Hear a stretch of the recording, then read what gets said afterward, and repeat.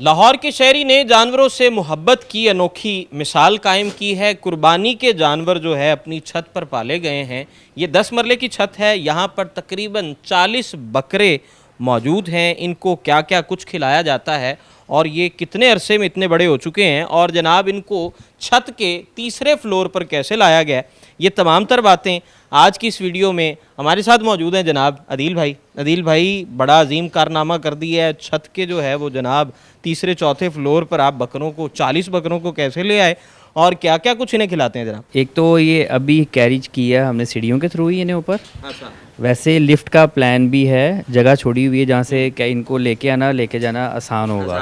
ठीक। और दूसरा ये टोटल कोई 58 के करीब 58 है। 58 है, जिसमें से 10 बकरे फ़रोख्त हो चुके हैं। अच्छा, 10 फरोख्त हो चुके और 8 बकरियां हैं और कुछ बच्चे हैं, मतलब वो अलग हैं। 40 बकरे हैं, 8 बकरियां हैं और उसके अलावा जो है वो इंक्लूडिंग मिलाकर सब कुछ वो 58 के करीब। 58 टोटल थे। ये कितना अरसा हो गया है इनको छत पर? ये मिनी फार्म हाउस आपने कैसे बना दिया? सर इन्हें तकरीबन 6 महीने हो गए हैं जब हम इन्हें यहाँ लाए हैं। इसी दौरान कुछ यहाँ पे बकरियों ने बच्चे भी दिए हैं जो यहाँ पे खेल रहे हैं।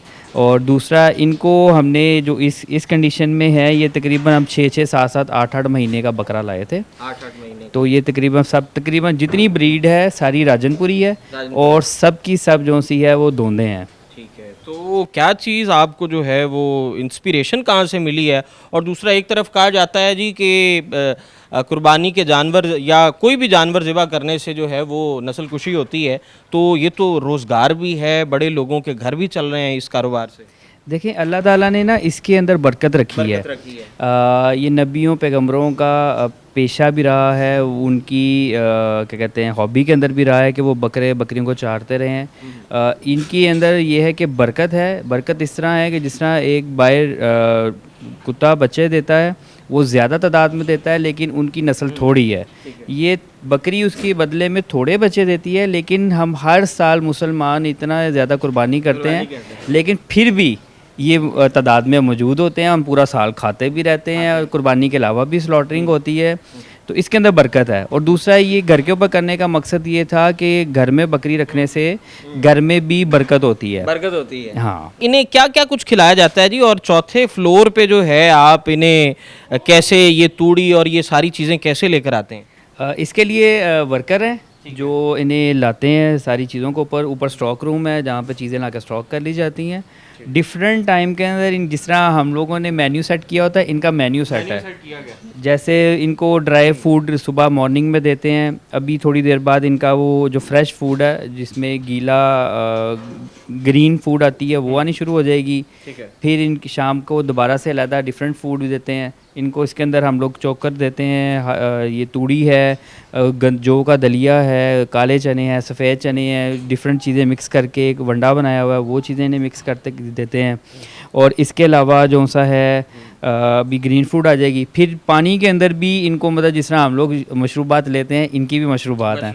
जिस तरह इनको हम लोग जौ के आटे का पानी देते हैं, गंदम के आटे का पानी देते हैं, इनको शक्कर का पानी देते हैं। इनको जैसे टेम्परेचर ज़्यादा हो तो इनको फिर हम दही की लस्सी बना के देते हैं ताकि इनका टेम्परेचर बॉडी का मेंटेन रहे। अच्छा, टेम्परेचर की आपने बात की तो ये छत पर हमें कोई मिस्ट नज़र आ रही है टेम्परेचर को नॉर्मल करने के लिए, क्योंकि धूप होती है छत पर और गर्मियों में वैसे भी जो टेम्परेचर है छत का वो बहुत ज़्यादा होता है, तो टेम्परेचर को कैसे मेंटेन रखते हैं? इन्हें धूप से सर्दी से कैसे बचाएं? एक तो जो नीचे हमारी छत है, नीचे वाला हिस्सा और ऊपर वाला हिस्सा, दोनों के ऊपर हीट प्रूफ और वाटर प्रूफ केमिकल्स का इस्तेमाल किया गया है। और इसके अलावा हम लोगों ने इसके अंदर वाटर मिस्ट का इस्तेमाल किया है, जो जितना ज़्यादा टेम्परेचर होता है वो उसके मुताबिक हम लोग इसे एडजस्ट कर लेते हैं, तो वो जिससे बकरे भी जो से ना थोड़ा फ्रेश महसूस करते हैं। इनकी कीमतों के बारे में हमें बताइए जी। इनिशियल जो है वो प्राइस कहाँ से शुरू होती है और कहाँ तक जाती है? जो राजनपुरी ब्रीड है ना, ये खूबसूरती के लिहाज से जाने जाते हैं। सारे राजनपुरी हैं। ये तकरीबन 90% राजनपुरी हैं। जो दूसरे में 2-3 आपको कलर्ड वाले नज़र आ रहे हैं वो भी राजनपुरी, लेकिन वो क्रॉस ब्रीड के हैं। तो इसके अंदर ये है कि ये मतलब बगैर सींग के ज़्यादातर होते हैं, शरीफ बकरे होते हैं, थोड़े सेंसिटिव बकरे होते हैं। मतलब बकरे आम निस्बतन भी सेंसिटिव होते हैं, लेकिन ये वाले उनमें ज़्यादा सेंसिटिव होते हैं। और प्योर वाइट होते हैं, कान लंबे होते हैं, कान के ऊपर थोड़ा थोड़ा पिंक शेड आ रहा होता है। और ये इनकी जो मालियत देसी बकरे हैं उनसे थोड़ी सी ज़्यादा होती है, लेकिन हमारे पास जो इस फॉर्म पे अवेलेबल हैं वो तकरीबन 80,000 से लेके 1.5 लाख तक अभी मौजूद हैं। जो थोड़े ज़्यादा बड़े थे 2-2 2.5 लाख के, वो 10 बकरे बिक गए हैं। वो 10 बकरे बिक चुके हैं। जी, तो अभी मतलब जो करंट सिचुएशन है उसके अंदर 80 से लेकर 1.5 लाख की रेंज के अंदर बकरा अवेलेबल है। अच्छा, ये जो आपने रूफ बकरा फार्मिंग की है, इसमें जो वेस्ट है उसको कैसे मैनेज किया जाता है? वेस्ट के लिए ना हमारे पास यहाँ पे 2 टाइम होते हैं, जिसके अंदर एक दफ़ा मॉर्निंग में से सफाई की जाती है, फिर से वॉश किया जाता है। जो वेस्ट होता है उसे वो एक जगह इकट्ठा कर लेते हैं और डिफरेंट जगह पे डिस्पोज करते हैं गवर्नमेंट की जगह पे जाके। इसी तरह इवनिंग में होता है, इवनिंग तक जो वेस्ट होता है वो जब लड़कों ने शिफ्ट चेंज करनी होती है वो अपनी सफाई करके नेक्स्ट वाले को साफ़ सुथरा देते हैं।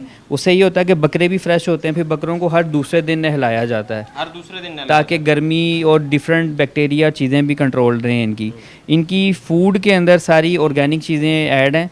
इससे ये होता है कि इनका वेट जो सा है वो एक्स्ट्रा ऑर्डिनरी नहीं बढ़ता। जिस तरह आम फार्म पे आप देखें वो बल्क किस्म का बकरा आता है, जब आप उसे स्लॉटर करते हैं तो उसमें गोश्त नहीं निकलता, गोश्त की बजाय चर्बी निकल रही होती है। कैसे मैनेज करते हैं? कितने लोग इस 40 बकरों का ये जो फार्म है, रूफ फार्म है, इसको देख रहे हैं? जो वर्कर की तादाद है ना वो तकरीबन 4 है। 2 सुबह के देखते हैं, 2 इवनिंग में देखते हैं। इसके अलावा मेरे साथ मेरे वाला साहब हैं, हम हमें नज़र आ रहे हैं पीछे। आइए चलते हैं, उनसे भी करते हैं और बात छोटा करते हैं। भाई है, और हम मतलब हम टोटल 3 लोग हैं जो ऑन कर रहे हैं ऐसे। अच्छा। और वालिद साहब, अस्सलाम वालेकुम। अस्सलाम वालेकुम क्या हाल है? वरहमतुल्लाह। अल्लाह का कैसे करम, मिजाज अल्लाह है? का ठीक है, फजल, खैरियत से हैं? अल्हम्दुलिल्लाह। माशाल्लाह, दिल लगा हुआ है आपका। बस वो बच्चों को शौक आया, उन्होंने शुरू किया, साथ में मैं भी इन्वॉल्व हो गया कि चले बच्चों को हेल्प होनी चाहिए, एक साथ बड़ा भी मिल जाता है तो वो बताता रहता है।